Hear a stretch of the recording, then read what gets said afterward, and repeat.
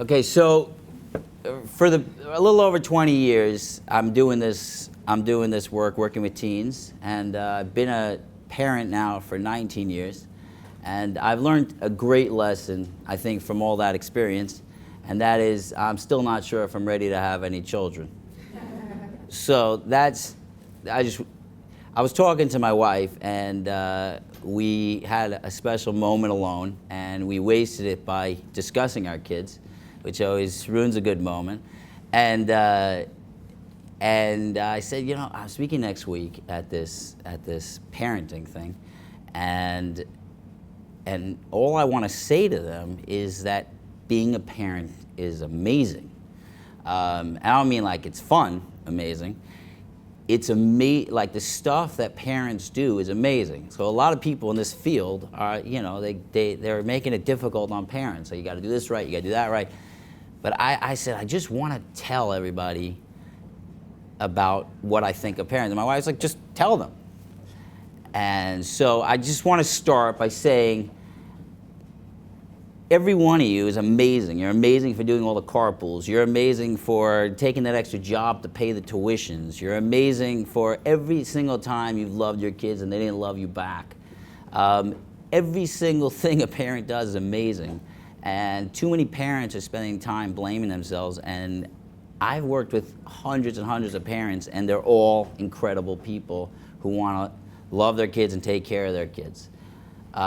So I just wanted to start that way by letting everybody know that I think you need to pat yourself on the back a little bit once in a while. Give yourself a round of applause. Because there's a play I love, and in the play there's a line that says, to love another person is to see the face of God.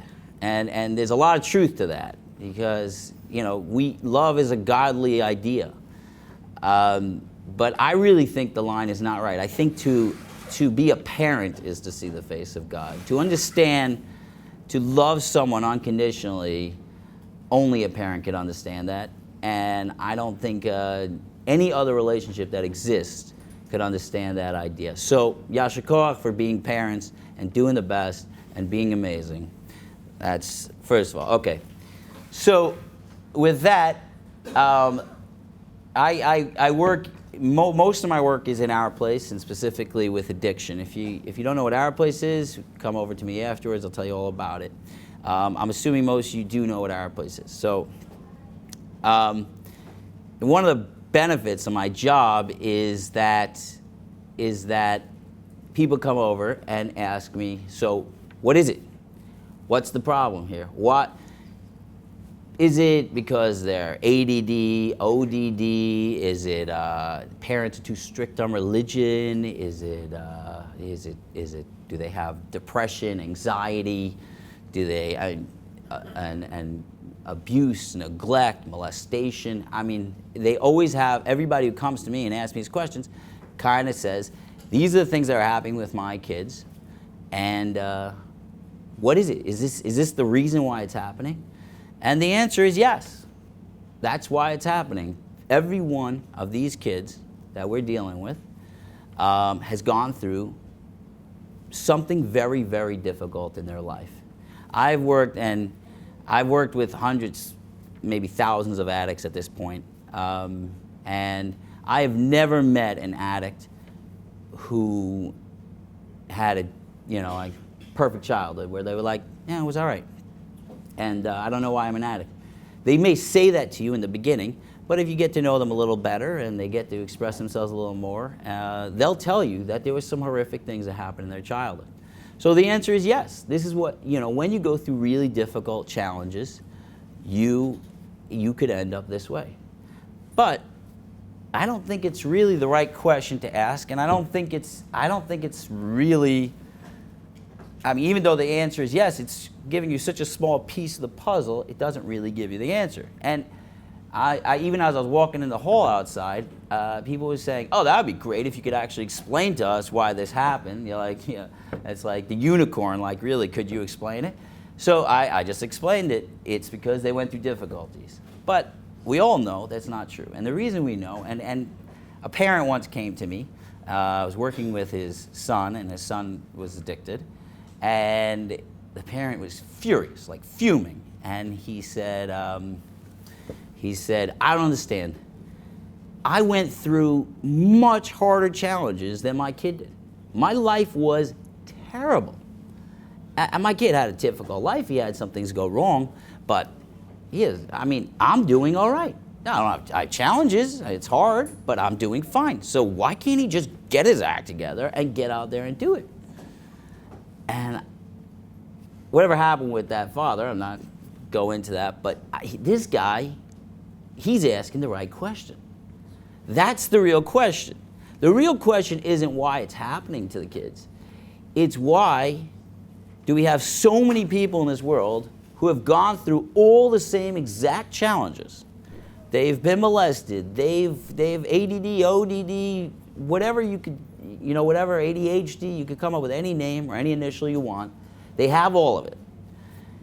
And they're all right. They're doing fine. So the real question is, why are those people doing fine? And why are the kids who are struggling, who are getting kicked out of school, dropping out of school, doing drugs, acting inappropriately in general, and not joining society the way they should? Why? What's the difference? Because even though the answer is they struggled, everybody struggled.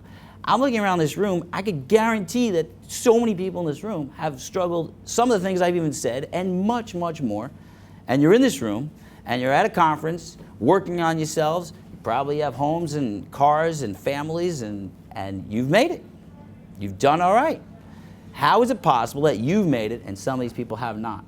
And that's really, I think, the question that has to be asked. And I think the reason we need to ask that question is because if we could figure out their magic pill, the reason they're making it, we could figure out possibly a way that we could have these kids or young adults or whoever they are, if we didn't catch as a kid, a young adult, adults, try to give them that medicine and have them get better. So that's really the question we're starting with, is how do these people get, and the word in therapy and psychology is resilience. How are you able to go through difficulties and find resilience?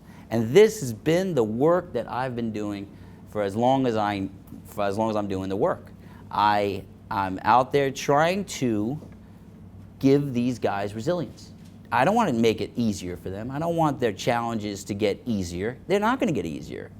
As a matter of fact, when you get off, let's say get off of drugs, for example, it's going to get harder for a while.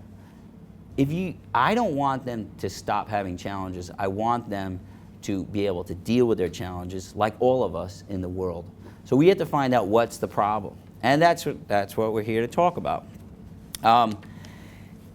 Interesting, we saw these videos in the last week or so of, unfortunately, Rabbi Goldstein down in San Diego, and his, Laura Kay's husband, and you see them, they just went through the most horrific thing, just the worst thing, and they came out of it like inspiring us, saying wonderful things. And I see that, I'm like, why? Everything I know about psychology is when something bad happens, it crushes people. Why is this person why aren't all those people in that whole story, why aren't they crawling under the shul and hiding from the world and saying, I give up? How did they get the strength? And when I'm watching that, it besides the fact that it's incredibly inspiring, it's the answer, I think, and we have to get down to the bottom of what it is that they're doing.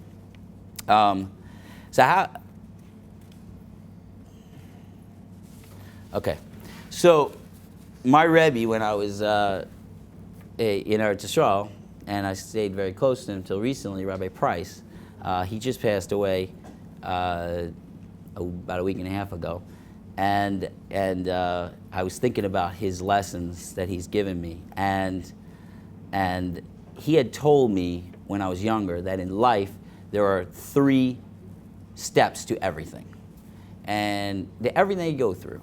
And the first step is that you have a situation. Something happens. I take a situation, someone says a mean thing to you, which is a bad situation. And then step 3 is you feel bad. That's how the steps go. You have step 1, you feel something bad happens. Step 3, you feel bad. He said what happens in step 2 is your attitude, is how you see the world, how you see how you're supposed to deal with a bad situation, how you're supposed to deal with good situations, how you're supposed to deal with any situations. That attitude in the middle is what defines how we deal with this world. You know, so if someone says something bad to you and you think, oh, that's something of, okay, we'll get further into that. I'm just saying. So that was a lesson he said. He said this lesson, and when I was younger, to be honest, when I heard it from him, I thought it's like a kind of like a cute Musar lesson, very nice. Didn't take it that seriously. It sounded like a nice idea, but what happened is as I kept working in this field, being a parent, being a husband, I started realizing that this is not a cute idea. This is the idea that answers all these questions. And I'm going to go a little further into it, but you know, after all these years, I've been living with this idea and doing the work with this idea, and I would like to explain it a little further. So I heard Rabbi Twersky, Rabbi Abraham Twersky, and anybody in this field knows he's the guru of addiction field, not even only in the Jewish world. In the non-Jewish world, he's written some fabulous books. When I did my addictions training 20 years ago in a totally secular university, we were learning his books. So this is someone I've always looked up to. And I saw him at a conference, and he was saying that he said, I wrote many books, many articles, many ideas I put into the world. But really, I just telling the world 100 different ways to work on your self-esteem. That's all I'm talking about. And after he said that, I started reading his books, because that's really what he was trying to say. So I want to talk about self-esteem. And we throw around words like self-esteem. And it sounds like, you know, if you have a lot of self-esteem, you're Baal Gaiva. If you have low self-esteem, you're not really an Anav. You're just kind of a shlemazel. But what is a self-esteem? And I want to break it down for you, because this is the beginning of the answer. So I have to look into this, because it's a definition that I did not, I didn't memorize this. So there's a man, Nathaniel Brannan, and he defines self-esteem as: self-esteem is a disposition to experience oneself as being competent to cope with the basic challenges of life and being worthy of happiness. So that's a lot of words, and I have found, especially when words are, you know, like they're bigger words than hello, how are you, people start to glaze over. And so I want to bring it down to words that I understand and the way I put it. So self-esteem is very simply, I speak to guys all the time, and I tell them these words, and they get it. Self-esteem is, I am loved, and I can do it. That's what a self-esteem is. I am loved, I am beloved, I am deserving of love, I am deserving of happiness, I am allowed to be here, basically, and I can do it. But it's not and I can do it. Because I am loved, I can do it. The way to visualize it, and I do this a lot with guys, is to help visualize the self-esteem, is you have an engine. The engine is I can do it. The engine can do anything. And I am loved is the fuel that goes into the engine. So if you have a lot of I have loved and the engine's strong, you'll go strongly. Now, some people have a lot of I have loved and not enough engine, and some people have a lot of engine and not enough I have loved. So what we are, okay, so now here's a situation. So so here you have a situation where what happens if you have a good self-esteem, if a difficult situation happens and you have a good self-esteem. So let's say someone comes over, he makes fun of you. That feels bad. So you listen to the situation. Oh man, he called me a name. It's bad. It makes me feel bad. If you have a good self-esteem, you feel good. You're like, yeah, but it doesn't really change who I am. I'm still a good person. It doesn't really change me. It doesn't make me different. Oh, I'll make it. Now, self-esteem doesn't make things feel better. You still feel sad. Something difficult like someone you love passes away, it's going to hurt. It's going to hurt really bad. But if you have a strong, strong self-esteem, you believe that you are loved and there's a reason for you to be here, then you believe you could do it. And you believe that no matter how difficult it gets, no matter how much pressure the world puts on you, you're going to make it to the other side, which gives you a sense of hope. And you're able to generate that hope from the inside. You don't need to go somewhere and grab something to give you that hope. You don't have to go to your mommy. You don't have to get a substance. You don't need anything. You say, I could do this. That's if you have a really good self-esteem. Now, if you have a bad self-esteem, on the other hand, it's just the opposite. Something bad happens, and you start feeling bad. And then you think, I am probably bad. It's interesting. I say to these, an addict, if you meet an addict and you ask them a question, and the question is, if you walk into a room and there are 20 people in the room, and 19 of them are just singing your praises and saying how great you are, and one guy in that room goes, you're not so good. How do you feel? And I've never met an addict who didn't honestly say to me, I feel terrible. I feel totally terrible and I can't even get out of it.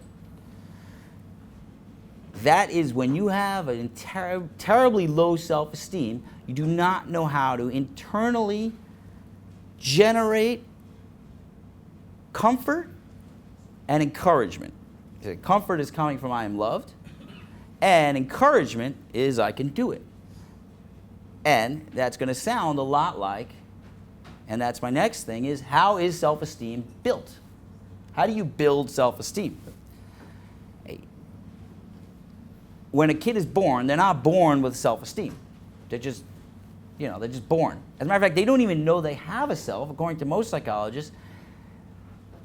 Babies are born, they still think they're part of their parent. They don't think they're individuated from their parent. So as they start realizing they're a person, is when they're building their self-esteem. So in their younger childhood age. So what happens, as you're raising kids, and all of you here have raised kids, you realize that they're sponges. They're sucking everything in. We give them these two ideas. Normally, and this is not always true, but normally the maternal instinct is to give a tremendous amount of unconditional love to a child. And that's where they would get their I am loved. That doesn't mean it doesn't come from the father as well. But it normally is the more feminine aspect is to give them this I am loved. And then the more masculine aspect is you can do it. Like you see, most mothers won't say, go climb that tree and see if you fall. Father be like, oh, you think running in the street is fine? Give it a shot. See how it works. That's a father line, not a mother line. So the idea of that line, and by the way, it's very important that mothers know that you shouldn't stop the fathers from giving these challenges to their kids, because this is the part where the parents are saying, I trust you, I believe in you, you could do it. The mother is saying, I fully, fully love you, you have all the strength, and then as they get older, and if you study Freud, which you probably shouldn't because it's not appropriate, but it's good stuff, but Freud talks about the early years is basically the maternal years, where you're just sucking in love.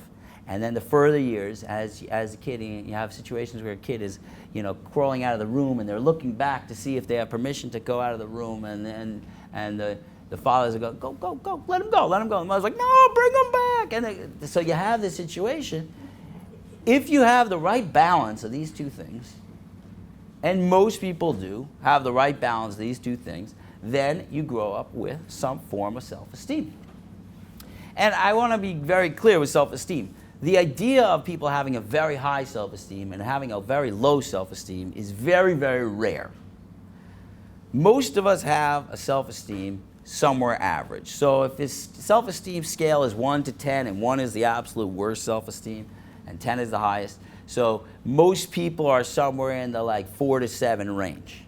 And it doesn't stay the same. I'm not like a 7 self-esteem. I stick a 7 sticker on me. I walk around. I could handle anything. Some days you're 7, some days you're 4, some days you're 2. And those days you got to stay in bed, and you know. So it's constantly changing, and if difficult things happen, you start struggling with those days. But we're going back and forth, and basically our challenge between a 4 and a 7 is the kind of a fight between hope and hopelessness. We have hope that we can handle this, and that's where a good self-esteem. And hopelessness is like, I don't know if I'm worthy to even deal with this. Like, I don't think I can handle it, so I'm collapsing. And we all go through this all the time, every one of us. And then once in a while, you have someone with super high self-esteem. And they, you see them, they walk into the room, and it's like you could throw challenges at them, you could call them insults, like Donald Trump or something, like he doesn't even care. Bring it, right?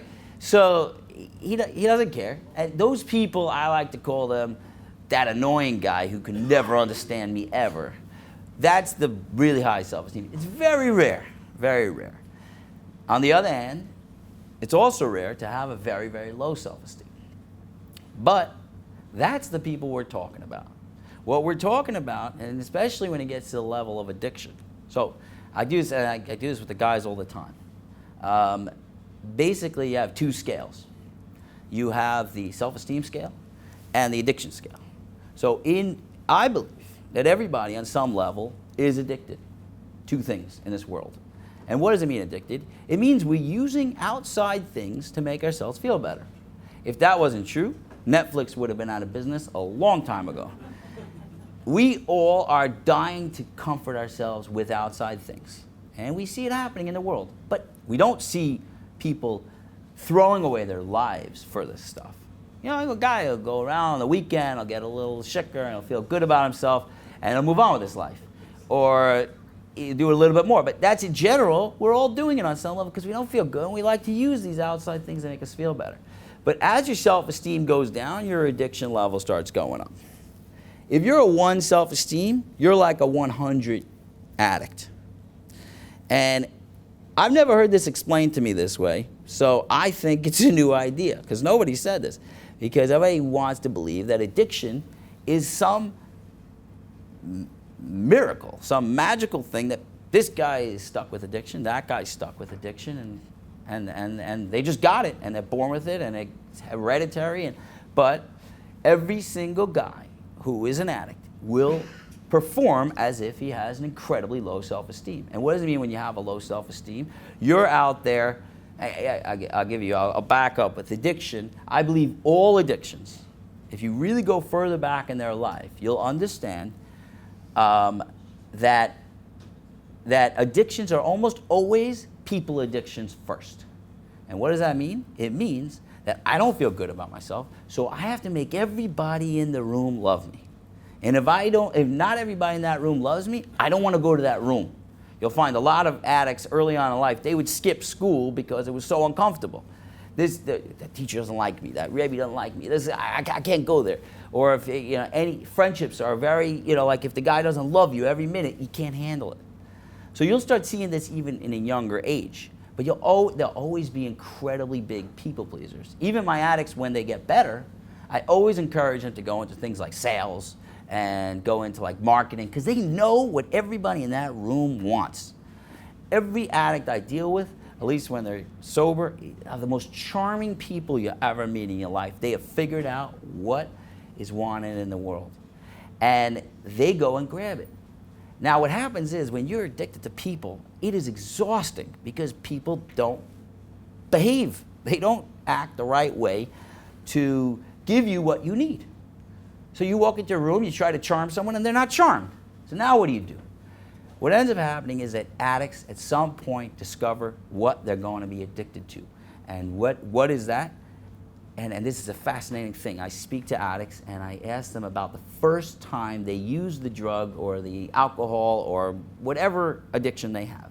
What was it like the first time? And you could usually tell the difference between an addict and a non-addict by asking this question. Because every addict I know, after they fully understand the question, because sometimes they don't understand the question, like I don't understand, yeah, I liked it. When they understand it, they say, it was like love.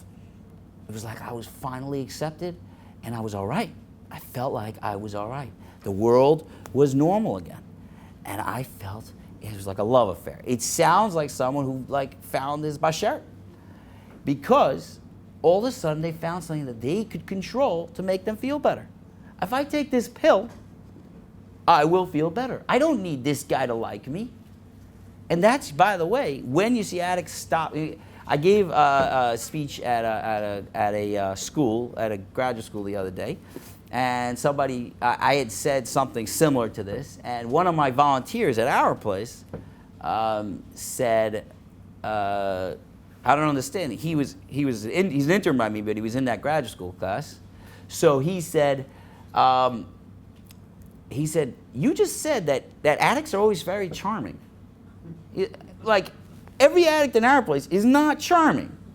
They're miserable people. I hate them. I didn't say that, but that was basically what he was saying. And I said, that's because you didn't see them sober. The second they get on that drug, they don't need you anymore. They actually feel so free that they could be miserable to you. It's like finally the first time in their life they could go, oh, you don't like how I am? I don't care, because I have heroin in me. And heroin makes me feel good. I don't need you anymore. So that's the deal with addicts. So addicts discover what I am calling an external self-esteem. They have figured out a way to grab the self-esteem. Now, that stops working, obviously. You have to take more drugs and different types of drugs and different addictions, and it crosses over to other addictions, and it gets worse and worse and worse. But that's not really, addiction is not really what I'm talking about, even though I mention it a lot, but I'm using it as sort of an example of what low self-esteem could do, because that's the worst possible scenario of self-esteem, is the addicted person who can't even come up with a little bit. But the question that I have is, I meet the parents. They've all been good parents. It's this whole thing that parents aren't good parents, and that's once in a while you deal with a situation where somebody went through such a terrible life at home with such neglect and abuse. Those people are not at this conference. They're not. I know where they are, and there are prisons. These are some very unhealthy parents. Most parents are very good parents, and they're giving over this idea to these kids, and they're building their self-esteem. So what happened? Why is a kid, and you can have it in the same family, you have 8 kids in the family, and 2 of them have terrible self-esteems, and they're getting all involved in addiction. The rest of the family is doing great. So how does that make any sense? So this is where all those original things I talked about, when they asked me, you have ADD, ODD, abuse, neglect, or their nature, and that's a big piece of this. This is where that comes in. Because you could already have a good self-esteem or a decent self-esteem as a child, and then something horrible happens. And I give an example of molestation because it is so horrific, and on top of being so horrific, there's so much shame and silence, and it becomes a secret, and that kid has to hold that secret, and they have shame, and they have guilt, and they have, every imagined bad feeling you could have, and that original feeling that I am loved, I deserve this love, I am deserving of love, I am deserving of happiness, is reversed. Because then you say to yourself, I don't think I am supposed to be loved. I think the world is horrible. And I think I don't deserve to be anything. The world is terrible, it's unfair, and I don't think anything good's going to come out of this. Now, those people could still have the I could do it in them. And you'll find this in addicts all the time. And they'll fight to be the most successful at something, and then they run out of steam. They're running on fumes. like with an engine, they were just running on the fumes. So those situations, those questions originally, how do these things affect us, is that so many kids that we're dealing with, and kids that you have as children, have been hurt in a way that you could reverse the self-esteem to a level where they don't believe that they could do it or that they could be loved. So that is really the issue. So the answer to the first question is yes, that's why. But it's not that in itself. We all go through bad things and we do fine. It's the fact that those bad things at a young age cause them to reverse their self-esteem, and now for the rest of their life they're trying to catch up. And how does the rest of the world deal with this? The rest of the world looks at them like this father and goes, get your act together. Let's do this. And every single one of you guys in this room who's had a kid that's struggling with this has said to them, I don't understand. Get your act together. We all go through hard times. I did this to my daughter the other day. I said, I don't understand. You have to finish the semester. You think it wasn't hard for me to finish graduate school? You got to do your work. And she's like, I heard that before, and that's not the problem. I'm suffering here. Please don't tell me that I'm supposed to. Well, I've trained my kids to know how to answer me. But they like, you're not dealing with this situation right. And I wasn't. Actually, one of my daughters, my daughter, Shav, I'm using her name, because she says every time I do something public, I have to mention her. But she said because she wants to be famous. But so she said to me once, I don't understand. If you're a therapist, why are you yelling at me? So that was I thought the daughter of a therapist line. Anyway, so the idea is we all yelled at our kids. Get it together. Okay, that's good. 5 minutes, I'm done already. No, I'm just kidding. Okay. So the rest of the world, even the therapy world and the addiction world, is all saying we got to fix these kids behaviorally. If they get away from drugs, if they stay away from the substance, they'll be fine.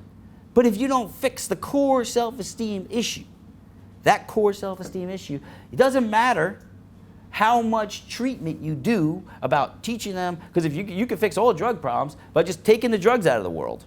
But that doesn't work, because then they get addicted to every other thing you could ever imagine. And the secret is, they're already addicted to every other thing they can imagine. Just drugs is the loudest of their addictions. So here's the thing. In 5 minutes, how could I explain to you how to fix this?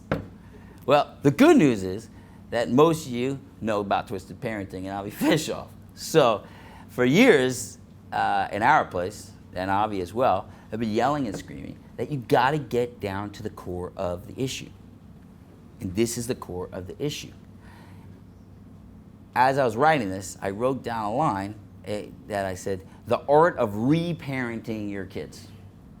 It came to me and I was like, I'm going to write a book about that. So the art of reparenting your kids.